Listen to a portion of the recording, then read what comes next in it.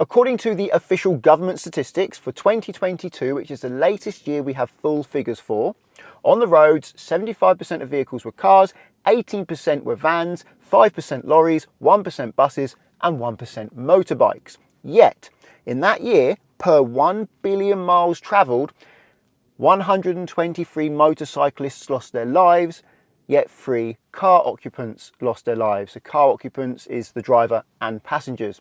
And for total casualties, including fatalities, major injuries and minor injuries, in 2022, per 1 billion miles travelled, 5,971 motorcyclist casualties, yet 305 car occupant casualties.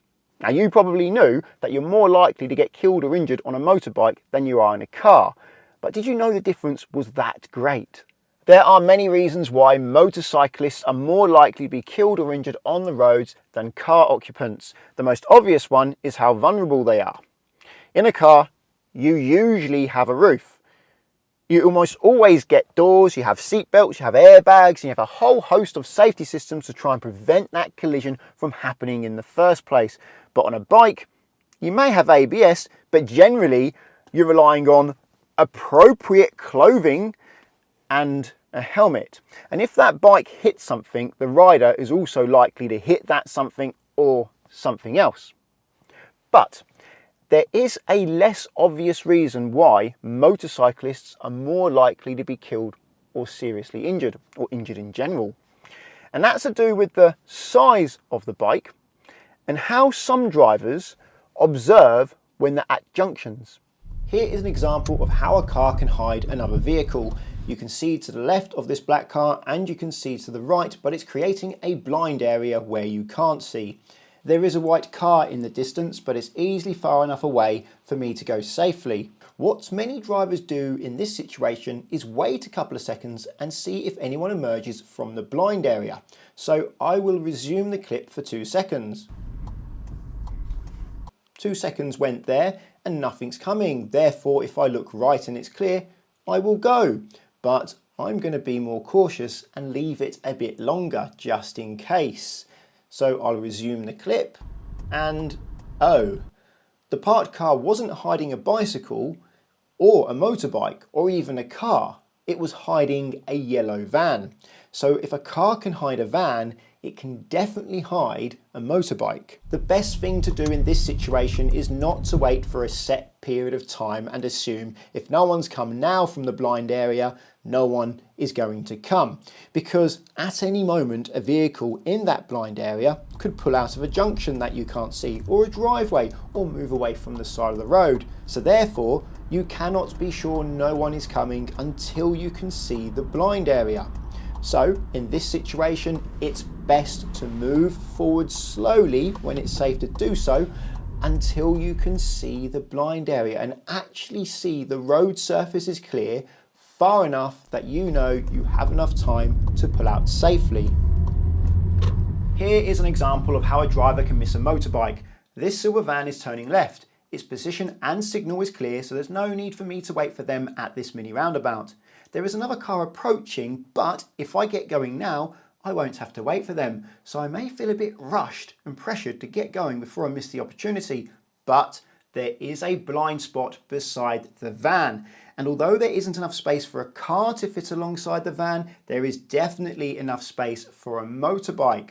So I wait until I can actually see the road is clear. By which time though, I have to wait for the other car. But at least now I know for sure that it's safe to go before committing. This white car is turning left into this road that I'm pulling out of. So if no one's coming from my left, I should be able to go. There's no need for me to wait for this white car. But due to this being a Y junction, this white car is approaching me at an angle where I can't see behind it. If a motorbike is following this white car closely, then I may not see them. Before committing in this situation, make sure you can see behind the approaching car. Depending on the angle it approaches you at, something may be hidden in the blind area directly behind it. However, if a motorbike was following this white car at a safe distance, it's much less likely they will be hidden. I want to turn right, but as the road ahead bends to the left, it creates a blind area in front of this car I am following where a motorbike could be hiding if the timing is just right. So it's best to slow down and see the actual road surface is clear before deciding to turn. I say the road surface because relying on your view above vehicles is risky. Something can be hidden out of view. Here I can see to the right. As the car is bigger than a bike, I can see it. I can only see one half of the car, but I know it's there. This is how drivers can sometimes miss bikers. They look for things that are car-sized or bigger, not bike-sized. And as a whole car can't hide in this area near the edge of the road, they assume no one is coming. But an area wide enough to hide half a car is wide enough to hide a bike. In this situation, when it's safe to do so, it's best to creep forward slowly to improve your view so that you can see the entire width of the road. Can a pedestrian hide a motorbike? Well, they certainly can. In this situation, I would not go from this look alone. I would make several looks and try to edge forwards to see past this pedestrian. I want to see if the road surface is clear before committing, because until you can actually see a clear road surface, you can't be sure there's no one coming.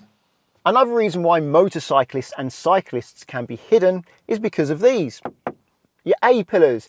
It's a pillar because it holds up the roof. This is your A pillar because it's your first one. Then you've got your B pillar because it's your second one. Then your C pillar, your D pillar. Usually there's 3 or 4 pillars on either side of the car.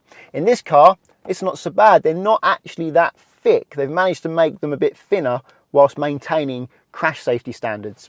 And because the wing mirror is closer to me, I can see this side of the pillar and that side of the pillar. So it's quite easy for me to move my head a bit and see around them. In some cars, the wing mirror is mounted right up against the pillar. So you get this area here, quite a big area where you can't see anything. You have to move your body as well as your head to see around it. But you don't have to accept that this gets in your way. Make sure you move your head and see around them so that you can see in front of you.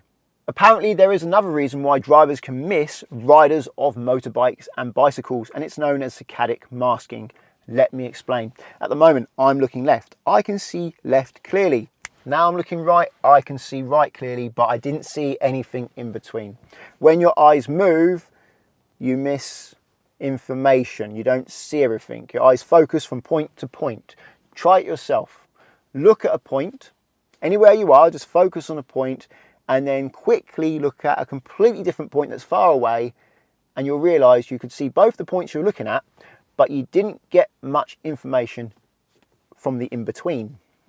Now this may explain why when a driver's at the end of the road looking to see if anything's coming, they miss something in front of them, maybe something pulling out of a driveway and the houses in front. But it doesn't explain why when a driver is looking left, there's a motorbike on the left, they don't see the motorbike.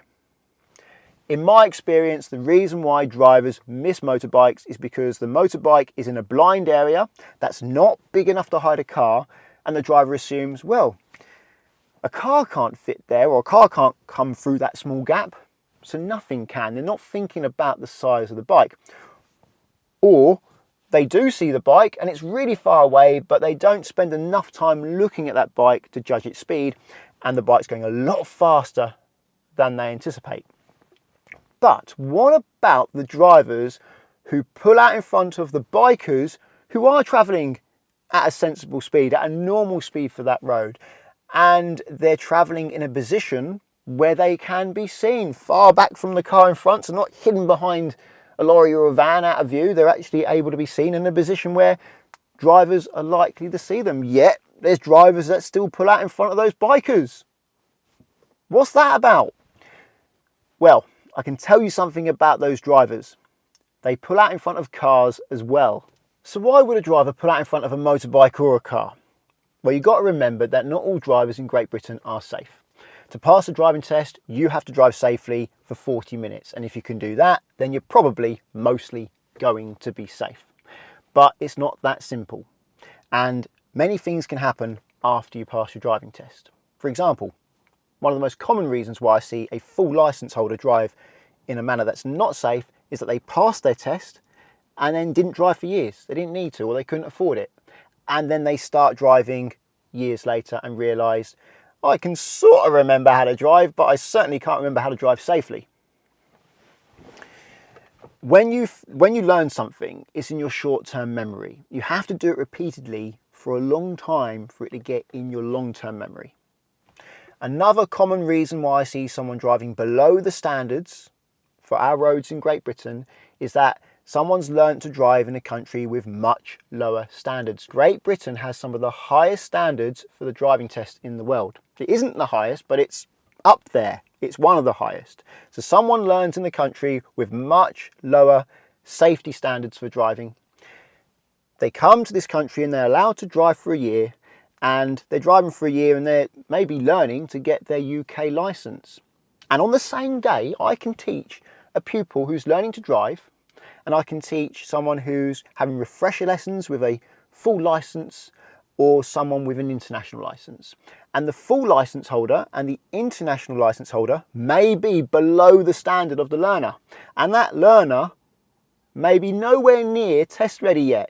Yet the refresher lessons for the person with a full licence and the person with the international licence, they have cars. They're allowed to drive. They do drive, yet they can't drive as safe as my learner who's not ready to take the driving test. So don't be surprised by some of the driving you see on Great Britain's roads. Having done this job for 15 years, I'm certainly no longer surprised. I expect it. Something that I can find quite difficult to get my head around, but I also find it a little bit amusing as well, is I can be at a driving test centre. An international driving licence holder, so a person with a driving licence from a different country, can fail the driving test. And then they can get in their car and then they can drive home. Because even though they failed the test, they still have that year they can drive here. Even if they fail the test, they still got the year. And often, the driving licence holder, the international driving licence holder, they're surprised themselves. They can't believe it. They're like, well, I've failed the test. Yeah, but you can still drive. Well, good. I'll get in my car and drive home then. I understand why it's like that, because you need that time to go to different countries and still be able to drive, and I can go to different countries and I can drive as well, but it does concern me, and it definitely makes me look out for myself a little bit more when I'm on the road, having that knowledge and witnessing it more than probably the average driver. If you found the video interesting, please give it a thumbs up, and if you're looking for car insurance, check out the links to Collingwood and Confused in the description. If you're learning to drive and want to insure yourself on somebody else's car, then Collingwood are there for you, because you can do so without affecting the owner's policy, and it takes away a big stress from the owner of that car. Via the link at the moment, there's up to 35% off and a £20 Amazon gift card.